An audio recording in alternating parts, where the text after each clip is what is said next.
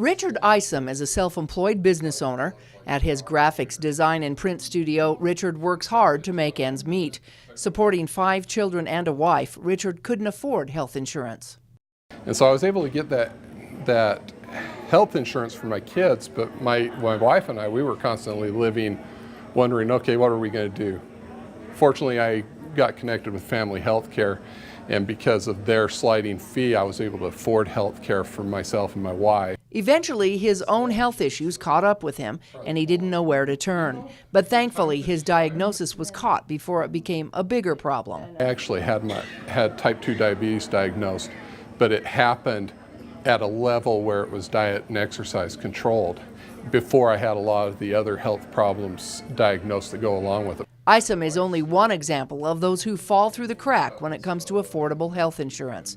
And like others, the stress of how to pay those bills also added to his crisis. Isom was asked to speak about his experiences to a new coalition that has been formed to address social and economic issues and how they can affect the overall health. I got knocked down hard, and it wasn't my fault that those things had happened, and yet I still had to deal with them. The Utah Alliance was formed by Intermountain Healthcare and includes several other health-based and government partners. 60% of our health is determined by the social factors, environmental factors, and our own health behaviors that really determine how long we will live. This is looking at the whole person. It is not just looking at one component, it's everything. It's their food, their nutrition, safety, housing, transportation, education.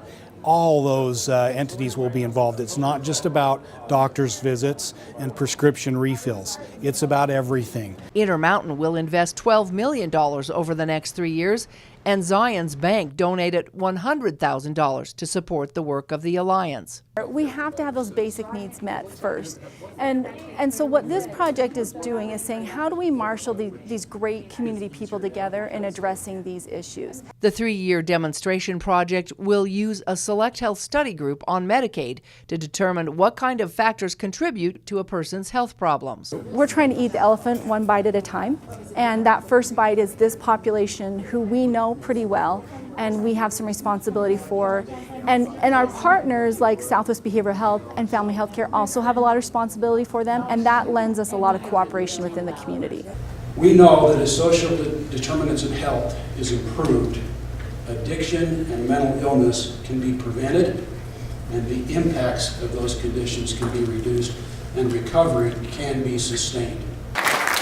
A partnership with Levitt Group will help establish the process of the new alliance. They look at what our initiatives and plans are, and they can help us with a really great wise eye look at that and say, well, let me show you what's being done in other communities that's had a lot of success or has had good data. Creators hope to eventually expand it to help others like Richard who are in need. If we don't do this, then this population, these folks will end up at the IHC, and the cost for that will be a lot more. The program will utilize the United Way's 211 networking system, where people can find resources for help in their communities. 211 is not tied to the Alliance. The 211 exists because of United Way. Intermountain has been a big supporter of 211, obviously, because it supports those community people that we're partners with. The Utah Alliance will be launched in January of 2019 in zip codes 84770 and 84790 in St. George and 84401 and 403 in Ogden. I think that will be interesting to see what commonalities we have in our cities and the needs that we have and the resources that are available. It took 10 years, but Richard now has insurance for his entire family, and he learned something about his health along the way.